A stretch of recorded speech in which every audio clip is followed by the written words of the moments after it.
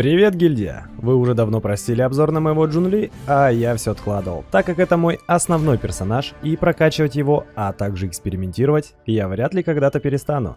Ну и к тому же, у меня в планах поставить рекорд по урону за этого персонажа, а на момент записи видео мой рекорд составляет всего 183 тысячи урона.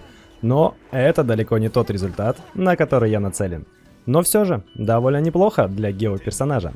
Для справочки, играю за него с 12 декабря 2020 года, и, ребят, Джунли не надоедает. Итак, обзор. Предлагаю начать с его талантов, чтобы вы лучше понимали, как и, главное, в каких ситуациях его выгодно использовать. Дальше пробежимся по моим вариантам сборки, а я их использую две, это для соло-игры, чтобы наносить как можно больше урона, и, разумеется, для кооператива. Так как в совместке противник всегда сильнее, а значит более опасен. А благодаря тому, что Джунли обладает стихией Гео, а она не зависит от реакций и наносит только чистый урон, вы можете смело играть с друзьями и не париться по поводу того, кем играют они. После разбора талантов и созвездий с артефактами я расскажу, какую пачку персонажей использую с ним, а главное почему. Ну и подытожим это видео несколькими занимательными фишками о Геоархонте из Лiyue. Погнали! Таланты и созвездия. Первый талант. Каменный дождь. Обычно атака наносит физический урон до 6 ударов копьем. Но я хочу акцентировать внимание на его заряженной атаке. Это не только 219% урона, но и довольно полезная фишка Джунли, использовав которую мы получаем преимущество перед любым противником. Во-первых, она позволяет нам с легкостью перемещаться за спину врага, а если их много, и они не здоровенные бугаи, мы всех роняем на попу. Но самый кайф заряженной атаки — это то, что она позволяет нам сбегать из временных ловушек, таких как водяная тюрьма Зеркальной Девы. Согласитесь, когда вас обездвиживают, это не совсем уж приятное ощущение, особенно в бездне. Но благодаря первому таланту, ловушкам нас не остановить. Второй талант. Власть над камнем. Быстрое нажатие создает каменную стелу, в простонародье бабуку, которая является геоконструкцией, а значит по ней можно лазить, ну или нырять, используя как мостик. Что я, кстати, делаю чаще. Но даже при быстром нажатии колонна будет наносить периодически геоурон по площади, а если поблизости окажется и еще одна геоконструкция, то стела создаст резонанс с ней, тем самым увеличивая зону нанесения урона. Но вам стоит знать, то, что максимальное количество геоконструкций на одной локации не может превышать число 4, при условии, что 3 из них различны. А если конструкций всего 2 вида, то их можно создать лишь 3. Как вы можете заметить, сейчас всего 2 вида, как только я создаю 4-й объект, первый построенный тут же исчезает. Но если 4-й объект будет другого типа, то он прекрасно дополняет коллекцию, тем самым вы наносите периодический геоурон по нереально большой площади. Теперь поговорим о долгом нажатии. Мы также создаем стелу, но вдобавок накидываем на себя яшмовый щит. Поэтому рекомендую использовать именно этот вариант. Данный щит один из самых лучших в игре. Весь элементальный и физический урон поглощается на 150% эффективнее, что делает его универсальным, в отличие от остальных щитов, которые имеют такую способность только схожего элемента. Но еще немаловажный факт, что персонажи, находящиеся под этим щитом, понижают элементальное и физическое сопротивление у противника на 20%. А чем ниже защита, тем больше мы наносим урона. Понять, сработал ли щит на противнике, можно по характерному звуку и потому, что на нем появляются стрелочки, направленные вниз. Это показывает нам, что их защита снижена, вдобавок длительность щита составляет 20 секунд, а откат навыка при долгом нажатии всего 12, что позволяет нам вечно находиться под защитой. А количество поглощаемого урона зависит от максимального здоровья. Чем его больше, тем крепче щит. Также, при долгом нажатии мы наносим геоурон по площади и вытягиваем из противника большое количество геоэлемента, что позволяет нам ломать геощиты, а также геоконструкции одним нажатием клавиши. На раз-два. Но не больше, чем из 2 противников за раз. А также дополнительным бонусом этого таланта является способность моментально добывать руду. Талант под номером 3. Падение кометы. Взрыв стихии Джунли призывает огромный метеорит, который наносит огромный геоурон всем, кто находится в зоне поражения. И самый кайф, делает их каменными, тем самым обездвиживая, ну и если они, конечно, пережили падение. Плюс ко всему, какая же здесь офигенная анимация. Дальше идут побочные таланты, активирующиеся при возвышении персонажа. Первый. Каменная воля. При поглощении урона на щит становится крепче на 5%, стакается 5 раз, по итогу становится прочнее на 25%. Имбовенько. Талант 2. Господство земли. Этот талант усиливает весь наносимый урон этим персонажем. Насколько увеличивается урон, зависит от максимального здоровья. Талант 3. Кристальная судьба. При крафте древкового оружия, то бишь копья, 15% затраченной руды будет возвращено. А это значит, с талантами мы разобрались и можем приступать к созвездию, а там есть на что посмотреть. Первое созвездие, на чем держится Земля, позволяет нам создавать две каменные стелы для периодического нанесения урона. Учитывая, что бабуки статичны, очень спасает при смещении боя. Те, кто фармит бездну, знают. Созвездие номер 2. Колыбель Нефрита, делающая Джун Ли идеальным персонажем для игры в кооперативе. Оно позволяет нам при использовании взрыва стихий не только накинуть на себя яшмовый щит, а также на наших тиммейтов. Да, дед идеальная нянька, поэтому и называется Колыбель Нефрита. И противника в камень превратит, и щит накинет, чтобы не поцарапались случайно. Созвездие номер 3, а также пятое. Элементальный навык и взрыв стихий увеличиваются на 3 уровня. Созвездие номер 4. Топаз несломленный и бесстрашный. Увеличивает область поражения взрыва стихий на 20%. А она, поверьте, и так не маленькая. Так к тому же время окаменения увеличивается на 2 секунды. На 10 уровне таланта, открыв это созвездие, в сумме окаменение будет длиться 6 секунд. А теперь шестое созвездие. Кризис, награда деспота. Открыв это созвездие, Джун Ли действительно становится бессмертным персонажем. Когда его яшмовый щит поглощает урон, 40% этого урона конвертируется в ХП для активного персонажа, и наш яшмовый щит будет не только защищать, а также и хилить.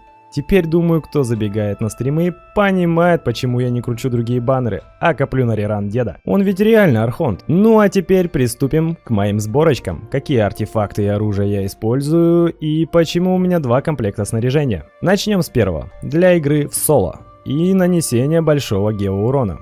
Оружие. Каменное копье на силу атаки. В допах каждый член отряда из Лиюэ увеличивает атаку на 7%, а его шанс крита увеличивается на 3%. Эффект складывается до 4 раз, но в моей основной пачке персонажей из Лиюэ нет, так как я планирую поменять это копье на Повелитель Вихря. Но, к сожалению, все дождаться не могу, когда его добавят вновь в молитвы. Но, к счастью, данный баф работает и в совместном режиме. И увеличить шанс критического урона никогда и никому не повредит. Погнали по артефактам. Так как я, играя своей основной пачкой, не наношу обычные атаки, а предпочитаю играть через навыки, сборка состоит из 2 полусетов. Первое. Архаичный камень, где 2 предмета увеличивают геоурон на 15%. А вторая часть – церемония древней знати, увеличивающая урон взрыва стихии на 20%. Корона, безусловно, на крит, нам ведь нужны большие циферки. Кубок также без вариантов, бонус геоурона. Часы на хп, они дают больше прироста в уроне, нежели часики на силу атаки. В допах делаем акцент на следующее. Это крит, это шанс крита и хп. Все, что нужно растущему организму. По итогу мы имеем 32 295 максимального хп, силу атаки в 1605 единиц, мастерство стихий в нолик, так как оно нам даром не нужно, шанс крита 46,5, критический урон 171,3, а также бонус геоурона 90,4%, что позволяет мне без использования буста от других персонажей или усиляющих эликсиров наносить урон взрывом стихии больше 100 тысяч. Теперь сборка номер 2. Crazy Tank. Для игры в кооперативе. Так как я уже говорил ранее, в совместном режиме противник всегда сильнее, и зачастую мы играем одним персонажем, а значит нам придется лупасить противника копьем, и мы в разы чаще будем наносить уже не гео, а физический урон противнику. Поэтому в качестве оружия в этой сборке я использую пику полумесяца с бонусом физического урона. К тому же она уже на 4-м ранге возвышения, и при поднятии элементальных частиц разгоняет урон еще на 35% от силы атаки. По артефактам. В этом случае я использую full set Встречная комета, который делает мой щит еще прочнее на 35%. Но вдобавок к этому, под защитой щита, а его уже фиг кто сломает, В этой сборке 4 предмета увеличивают урон обычных и заряженных атак аж на 40%. Как раз то, что нам нужно для игры через обычные атаки и нанесения физического урона. И чтобы максимально укрепить щит, корону выбираем на ХП. Кубок на бонус физического урона, часы также на ХП. В допах делаем акцент на шанс крита, крит и ХП, а также на силу атаки, но лучше на ХП. Кто-то же должен доковырять аждаху, когда все тиммейты слились. По итогу мы получаем 38 622 единицы здоровья, 1423 сила атаки, также мастерство на нолик, ну причину вы уже знаете, шанс крита 27,6, крит 95,1, ну тут, ребят, как повезет с допами. Прочность щита плюс 50%, бонус геоурона 28,8%, бонус физ урона 92,8%, что позволяет мне заковырять абсолютно любого противника, не опасаясь, что кто-то снимет мой щит. Также благодаря этой сборке я увеличиваю максимальное количество здоровья. Это нужно не только для увеличения урона и прочности моего щита, а также это делает прочнее щит, который я накидываю на сагильдейцев во время фарма боссов или прохождения ивентов. Да и просто, когда я помогаю вам во время стримов. Согласитесь, приятно во время игры, если на вас накидывают еще трехслойную бронебойную защиту. Ну а теперь настало время взглянуть на мой отряд, который я использую вместе с Джун Ли. Как говорит Арни, револьверная пачка. Потому что я не играю через обычные атаки, а предпочитаю наносить элементальный урон врагу. Начнем с того, что Джун Ли необходим второй гео-персонаж. Во-первых, мы получаем элементальный резонанс, прочность гео, который усилит наш щит, а также увеличит наносимый урон на 15% и к тому же понизит геосопротивление противника на 20%. Плюсуем к этому еще и яшмовый щит, получаем непробиваемую броню и беззащитных врагов. В качестве второго гео-персонажа у меня выступает главный герой Genshin Impact – Итер в стихии гео. Его ульта увеличивает шанс критического попадания. Также он создает геоконструкции, что с элементального навыка, что со взрыва стихий. А это позволяет нам раскрыть второй талант Джун Ли на 100%. Да и к тому же он и сам неплохо разносит, особенно его бочки. Наносит урон, когда ставишь, и также когда они разрушаются. Пятизвездочный легендарный герой с полными созвездиями на дороге не валяются. С ГГ разобрались, его задача повышать всем шанс крита, а также создавать резонанс, что элементальный, что резонанс Джун Ли. Дальше у меня идет Фишель. Она лучница, что само по себе крайне удобно, когда противник взлетает, либо его нужно парализовать. Она у меня выступает в качестве реактора, а также увеличивает всем силу атаки на 20%, а прочность их щита на 30%. Представляете, да, какой там у меня щит? Как Фишель удается бустить всю пачку, вы можете узнать из этого видео. Ссылку на него я оставил в описании. Четвертый персонаж. У меня Мона. Помогает преодолевать водоемы быстро и с комфортом. А она также реактор вместе с Фишель, но основная ее задача это накидывать бонус урона. Ее ульта в этом бесподобна. И гидро урон нанесет, и позволит в разы больше наносить урона остальным членам отряда. Теперь... Уверен, вы понимаете, почему я не использую обычные атаки. Да мне банально некогда это делать. Я играю через частое переключение персонажей и их элементальные способности. Каждый член моего отряда бустит остальных. Дед понижает защиту, создает резонанс и накидывает топовый щит.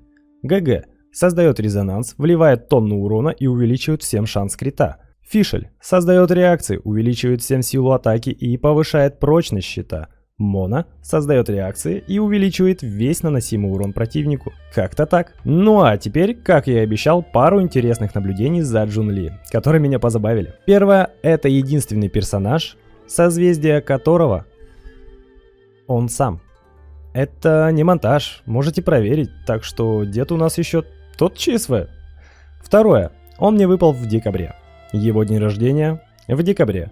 Мое день рождения, думаю, догадались, тоже в декабре. Оу, забайтил на подарки заранее. Хорошего всем настроения. Надеюсь, видео было полезно. Если так, то поддержи его лайком. И вступай в ряды нашей гильдии. Гильдии Деда. Благодарю за внимание и до встречи. Буду рад видеть вас всех на стриме. Всех обнял. Пока-пока.